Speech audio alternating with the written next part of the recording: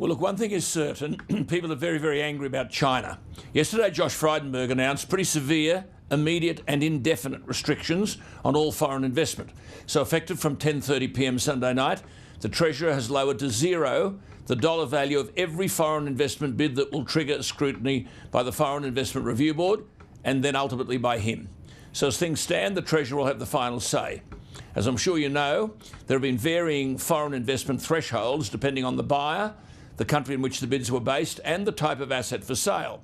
The thresholds ridiculously ranged from $1.1 billion to $275 million to zero, which was just a licence to come in and buy up Australia.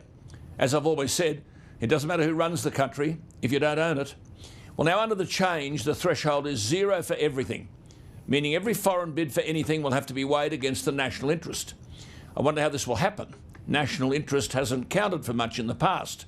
Now, this crackdown was sparked after two Chinese-owned property developers, Greenland Australia and Risland Australia, had their staff secure more than 100 tonnes of surgical masks, thermometers, antibacterial wipes, hand sanitizer, gloves and Panadol in January and February and shipped them back to China.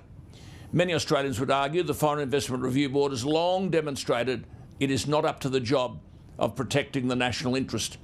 Pauline Hanson made this quite plain in a letter last week to the Prime Minister, in which she said, amongst other things, and I quote, "I will not allow foreign nations to fight over the carcass of Australia's misfortune." She said, "Australians will not forgive you, Prime Minister, if your government refuses to act on safeguarding this nation from international vultures." I should say that I put my interview with Pauline Hanson about China and a copy of her letter to the Prime Minister on my Facebook page, along with my comments, and in under 24 hours, it was seen by more than 1.3 million people, and there were over 6,000 comments. People are bloody angry. And as for the Foreign Investment Review Board, with one permanent employee and a handful of part-time members, there's little evidence that they give proper consideration to the sale of any Australian asset. Consider this. Between 2007 and 2017, the Foreign Investment Review Board reviewed almost 12,000 applications and rejected 5. Add to all this the fact that people are angry about the soft treatment dished out to China in relation to a lot of this predatory behaviour. When President Trump dared to call it the Wuhan virus or the China virus, he was treated as if it was Hitler or Idi Amin. But the Chinese communist regime is responsible for what we're going through today. The Chinese communist regime is entirely responsible for your business going broke and closing down, for your life's work being thrown into chaos and employees being thrown out of work. Our listeners and viewers are not stupid. One said, and I quote, "The Chinese communist regime is entirely responsible for all the coronavirus illness and all the coronavirus deaths. The Chinese communist regime is entirely responsible for your holidays being cancelled and the travel ban. The Chinese communist regime is entirely responsible for the possibility of flagship airlines going broke and tens of thousands of people ending up on the scrap heap of employment, for your school closures, your sporting fixtures being cancelled and the massive hit on the world stock market. And of course, the hit on your superannuation. The Chinese communist regime is entirely responsible for crashing the world economy. And given all of this, because of their fortress mindset and siege mentality, they're sensitive and offended about losing face and being shamed in the eyes of the world because their virus, in the tradition of naming viruses after the geographical place of origin, their virus bears the name of Chinese Wuhan virus. As Jim, a listener of mine, wrote, "The Chinese communist regime may well be able to intimidate and control the thinking and the speech of their own people, but they and the Western media lackeys cannot and will not be allowed to control the thinking and therefore the speech of the free world." Well, one person whose speech they won't control is George Christensen, the federal Liberal MP for the North Queensland seat of Dawson. George Christensen's 41 years of age. He's been a member of the House of Representatives since 2010, and he's angry on a range of fronts, and he's entitled to be. He joins Peter and me via Skype. George Christensen, thank you for your time. Firstly, the Foreign Investment Review Board, are you any more confident that the national interest will be protected? Well, I've got to say, in past record, the Foreign Investment Review Board don't always come up with the right answers there. However, I am confident in Josh Frydenberg and in Scott Morrison in actually understanding what the public mood is and reflecting that in decisions, and the buck stops with them. Is the Treasurer saying now that every application has to be approved by him? That's essentially what he's done with lowering that threshold to zero.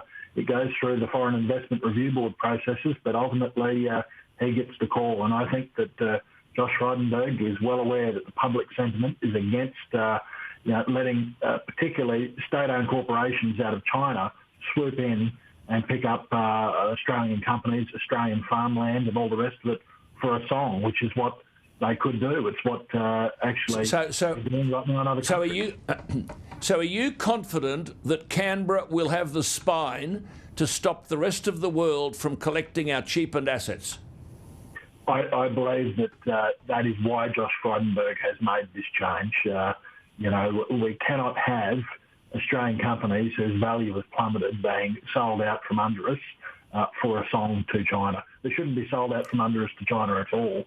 And to that end, Alan, as you know, I'm the head of the Parliament's Trade and Investment Committee, and we've got an inquiry that we're going to get underway as soon as all these restrictions are gone, that's looking into the long-term implications of this and whether really we have too much foreign investment from state-owned corporations out of China.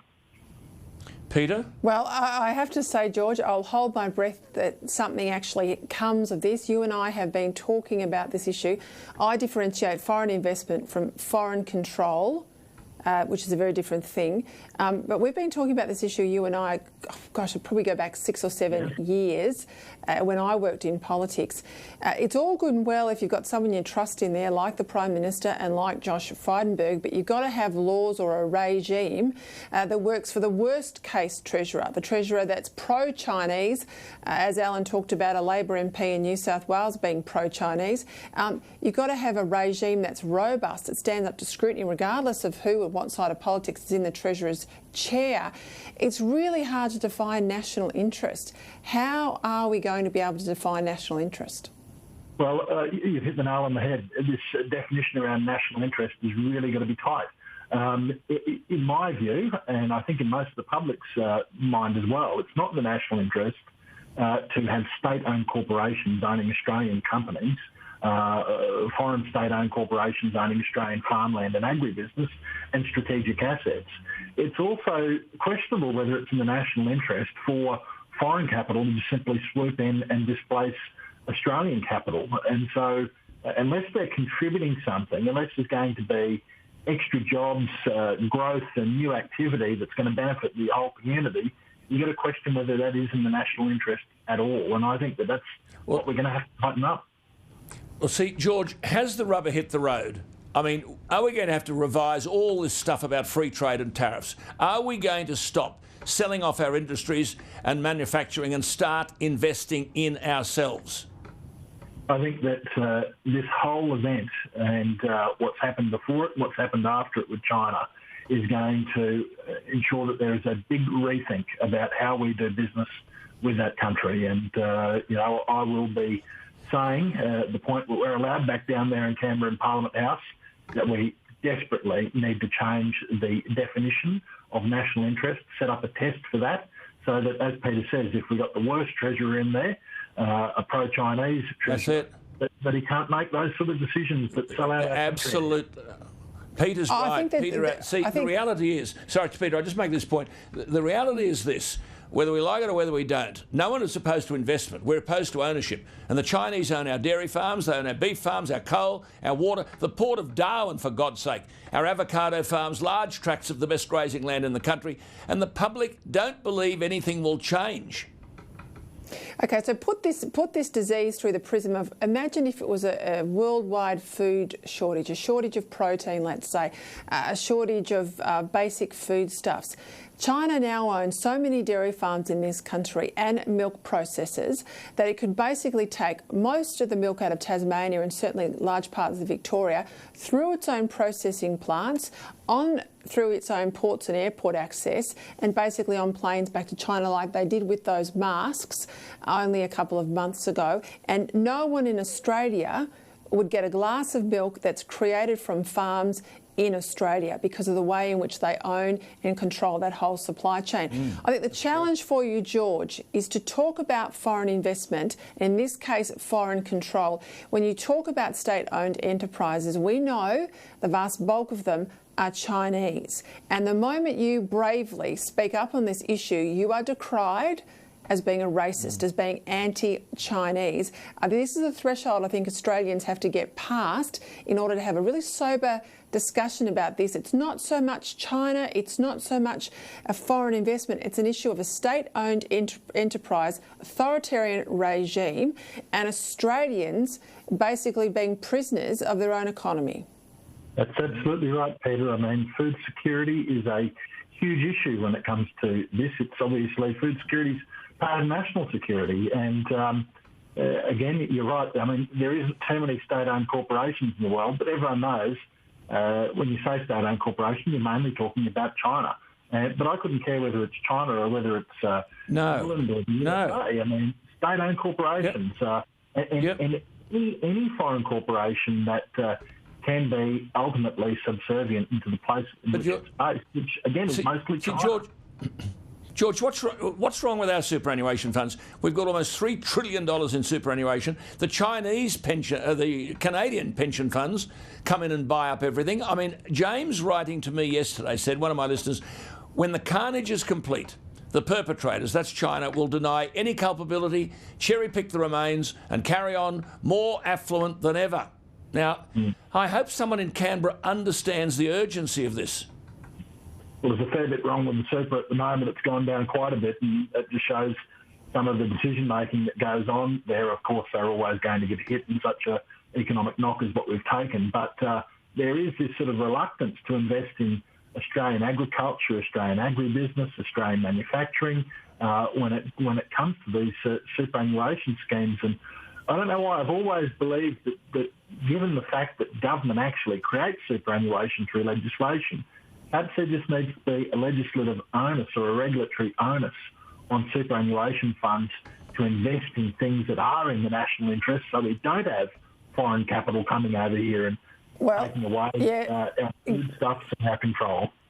Can I just jump in there, though? You know how the system works. So a third of our super is self-managed funds, a third is retail funds, which have all gone the way of the God after the Hayne Royal Commission, and the bulk of them left in that third and growing is industry super funds. And I think with the whole Paris Agreement, climate change push, George Christensen, a lot of the union industry super funds don't want to invest in agriculture because their long-term plan under the Paris Agreement is to wind down agriculture, is to wind down transport. Energy is just the first cab off the rank. Now, hopefully right around the world we can see this is what a real crisis looks like.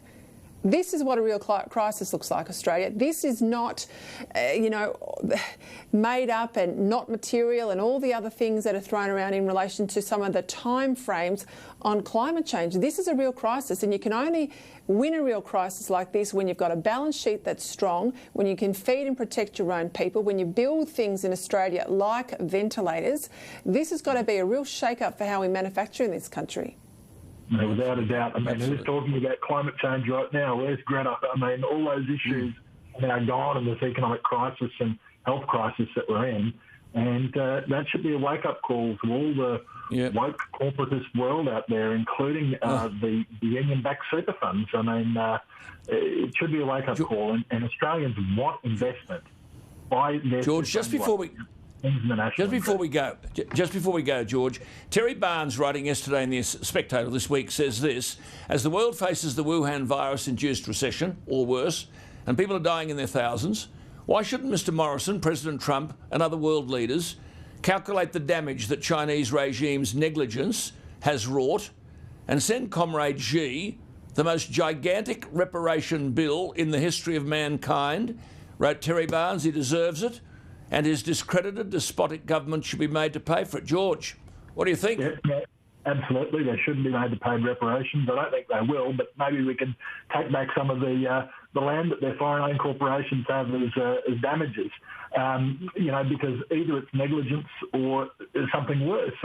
the University of Southampton's put out a report that says if they acted 3 weeks earlier, China acted 3 weeks earlier, 95% of the coronavirus cases wouldn't be here today. They weren't. They were negligent. They were trying to cover it up. They were trying to silence doctors.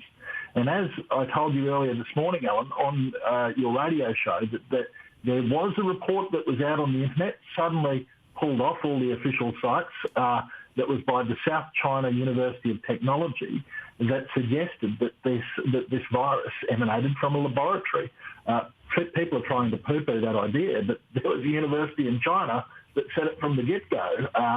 What did they do? We do not know. It needs to be investigated. Absolutely.